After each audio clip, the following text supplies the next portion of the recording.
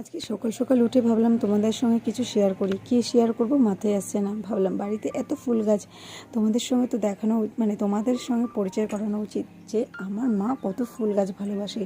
দেখো, নানান রং বেরঙের ফুল গাছ, জাস্ট দেখে মনোমুগ্ধ হয়ে যাবে। আর মানে অনেক লোকরা কী করে, বাড়িতে এত জায়গা থাকতো ফুল গাছ লাগায় না, লোকের বাড়িতে গিয়ে গিয়ে ফুল তোলে, ফুল চুরি করে। মানে তাদের একটা মন খারাপের বিষয়, কারণ তুমি যার বাড়ির থেকে ফুল নেবা তাদের তো মন খারাপ হবেই, কারণ তারা কষ্ট করে ফুল গাছ লাগিয়েছে।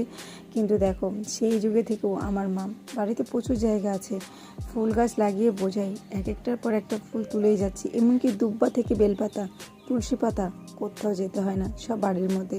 আর আমি যেখানে থাকি সেখানে আমার বর কিনে নিয়ে আসে, ওদের বেড়াকেও থাকে, সময় পেলে আনে, না হলে কিনে আমার পুজো দিতে হয়। এরকম মনোমুগ্ধ করা মানে ফুল গাছ দেখে মন চাই বলো কিনে পুজো দিতে, কিন্তু আমার কিচ্ছু করার নেই, দিতে হয়।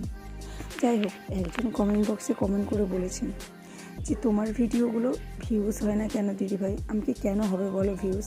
এখনকার যা নোংরামি চলছে ফেসবুকে, যারা নোংরামি করে তাদের ভিউজই হয় বেশি, আর যারা সৎ পথে ভিডিও করে তাদের ভিউজ হয়, কিন্তু একটু সময় লাগে।